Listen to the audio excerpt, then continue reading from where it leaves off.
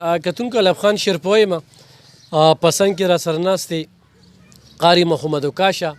ډېر خلک به یې پیژنې، څوک یې چې نه پیژني هغې سره به مونږ متعارف کړو. قاري صاحب چې کوم دی د پاکستان په کچه په غیرت کې ایوارډ اخیستی دی په 1 نمبر. د هغې نه پس چې کوم دی اوس دوبۍ ته تللو په دغه رمضان کې او 18 ورځې تېرې کړي. اول ته کې چې کوم دی نو د پاکستان په کچه په 10 کسانو کې چې کوم دی نو قاري صاحب هم ایوارډ واغسته. قاري صاحب د قاري روح الله صاحب شاګرد دی، ورسره چې کوم دی څنګ کې ناست دی قاري سکندر صاحب کم عمره چې په کم عمره کې چې کوم دی د حفظ کړو. د قاري تسبیح الله صاحب شاګرد دی. قاري تسبیح الله صاحب چې کوم دی زموږ د جومات امام دی او په دې علاقه کې چې کوم دی په سوونو شاګردان حافظان چې کوم دی نو هغه پیدا کړي دي. نو د موقع نه پیدا واغستله کومه دیره چې کومه ده نو دا زموږ د کلي د مشرۍ دیره ده او په دغه دیره کې زموږ غم خادی وي.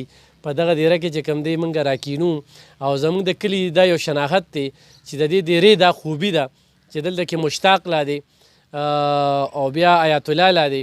نو چې داسې وړه مسله یا غټه مسله راشي نو الحمدلله زموږ په دې کلي کې بدي نشته. نو هغه دوی بیا 20 کاره پرېږدي خو تر څو چې دغه خلک روغ کړي نه وي تر هغې په ارام نه کیني او په دغې وجه ورسره زما ډېره زیاته مینه ده.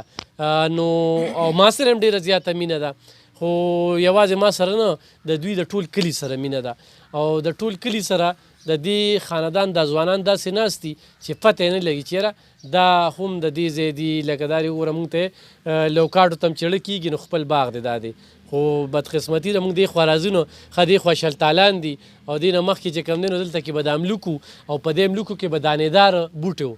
نو موږ به اکثر په پټه رالو نو هغه به موږ راپټ کړه نو کور ته هم چې لاړل نو زه خپله خبره کوم نو هغې سره به موږ ډوډۍ خوړله. نو دا زموږ د دې ځای چې کوم دی نو شناخت دی. هغه ټیم کې موږ واړو په دې علاقه کې موږ ګرځېدو چې کله هم د سکریمو ګاډې ګرځو نو رابلو، خو د هغه ټیم نه واله دې ټیمه پورې وخت بدلیږي الحمدلله، خو نه هغوی بدل شو نه موږ بدل شو او نه په دې کلي کې چې کوم دی هغوی داسې بدلون راوسته. دا خبرې دې لپاره کوم چې دا د عبرت لپاره کومه. غرور تکبر چې کوم دی دا الله سره ښایي انسان سره نه. نو چې عاجزي کې نو خلک به هم د خوښوي نو په دغه عاجزۍ باندې دغه خلک خوښېږي او دا دیره چې کومه ده هر چا د ټول کلي دپاره راځي. دا اجرې نشته ښه دا دیرې نشته پخوانۍ و بیټکونو ته خبرې رالی او بیټکونو نه چې کوم دی نو اوس موبایلو ته لاړې اوس په کمرو ناست دي څوک راځي نو خو دې کې بار ټیم ځوانان هم ناست دي مشران هم ناست دي. خبرې مې اوږدېږي دغه یو بیل باس دی. خو قاري صاحب چې کوم دی قاري صاحب مننه کوم د وخت راکولو دوبۍ ته لاړی دوبۍ ټور را سره شریک کې. السلام علیکم ورحمۃ اللہ وبرکاتہ. اول خو زه کتونکو ته څونه پاکستانیان ملګري دي مسلمانان دي بهر ملکونو کې دي زمارونه دي اختر مبارکي ورته کوم ټولو ته اختر مبارک شه. او څنګه چې دوی وویل چې یاره د دوبۍ ټور را سره هغه که شریک که نو الحمدلله زما دلته مقابله وشوه اوقافو طرف نه اول ذیلي سطح سره صوبایي سطح سره بیا ټول پاکستان سطح سره الحمدلله د استادانو محنت سره او د ملګرو او د والدینو دعاګانو سره الحمدلله زما ټولو کې اول پوزیشن و. اینه بعد زما دوبۍ ته ټور وشو 1 رمضان نه تر د 18 رمضان پورې الحمدلله هغې کې زما ښکلی پوزیشن راغلی الله پاک شکر دی. نو داسې زه خپلو استادانو دپاره او تاسو ملګرو دپاره کتونکو دپاره والدینو دپاره هم دعاګانې کوم چې الله پاک د تاسو ټول خوشحاله کړي.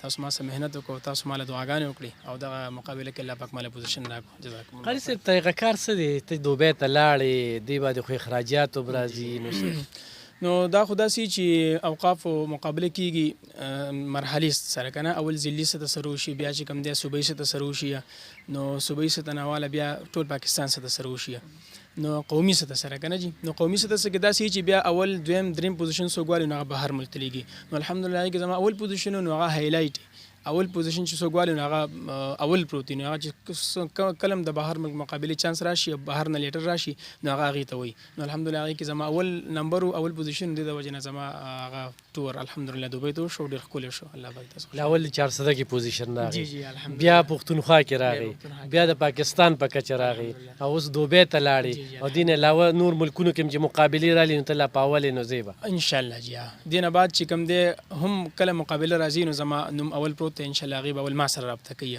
نو کو زما سیټه بوزه وزم ګینې بیا هغې بل ملګري ته مقور کوي. قاري صاحب قاریان خو ډېر دي که نه تا ته د خپل اواز د وزن پته کله ولګېده؟ دا خو چې کله ما قاري صاحب سره الحمدلله ما خو حفظ سکندر قاري صاحب سره او قاري تسبیح الله صاحب سره کړی دی.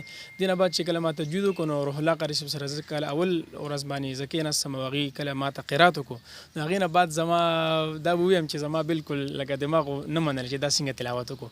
نو قاري صاحب موږ ته یو خبر وکړه چې تاسو به روزانه ډیلي لحاظ سره 1 غنټه مشق کوئ. نو هغه ما په ځان سره په زړه ولیکله.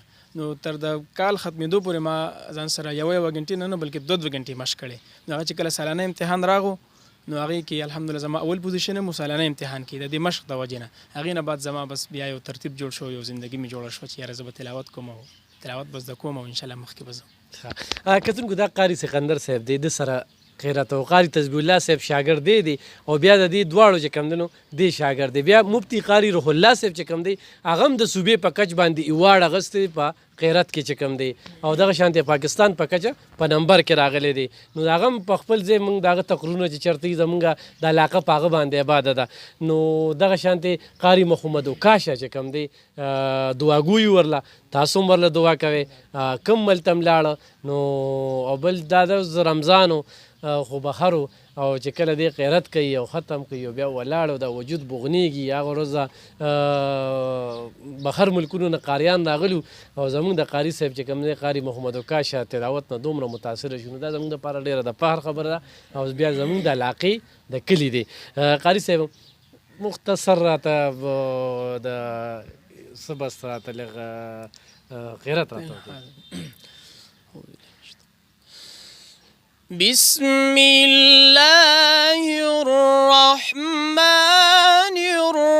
الرحيم قل أعوذ برب الناس ملك